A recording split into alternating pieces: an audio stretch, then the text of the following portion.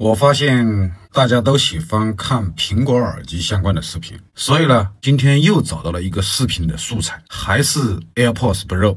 绝大多数的人也应该知道，这种耳机有一个通病，就是容易异响。以前出过太多的视频了，这个托拆出来了，其实就是为了更换这个喇叭。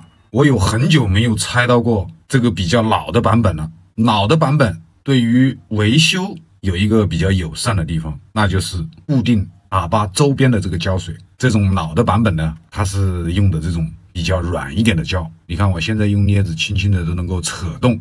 后面版本它是用的比较硬的胶，那个不好拆。那下面呢，我们就在显微镜下面来看一看，这种老一点的版本，这个胶到底有多么的容易拆。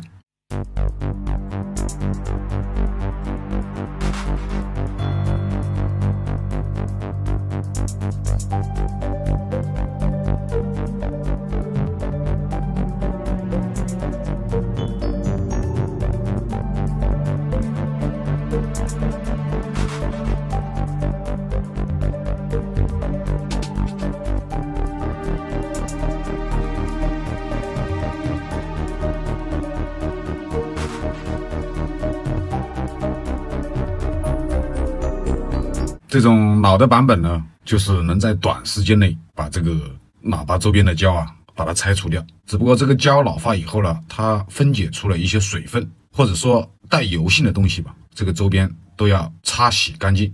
拆解出来的喇叭呢，我刚刚也细致看了一下，没有出现这个脱胶的情况。容易脱胶的地方呢，就是这两个接线柱这里，但是恰恰呢就没有脱胶。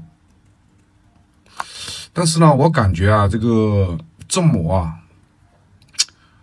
行程会非常之大。你看，它这个行程有这么高，这么长。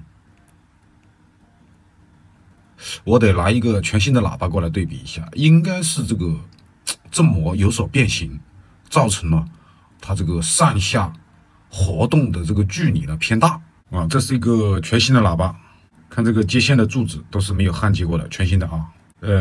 细致的看了一下，应该说没有那个拆出来的行程大。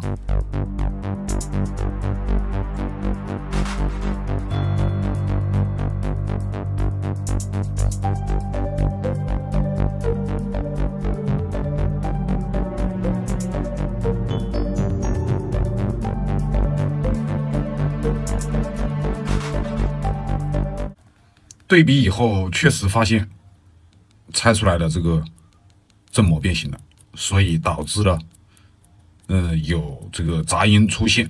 像这种振膜没有脱胶，行程变大而造成杂音呢，这个是首例啊。至于为什么它会行程变大了，这个我也真的不清楚。当然，这里我还啰嗦一句话。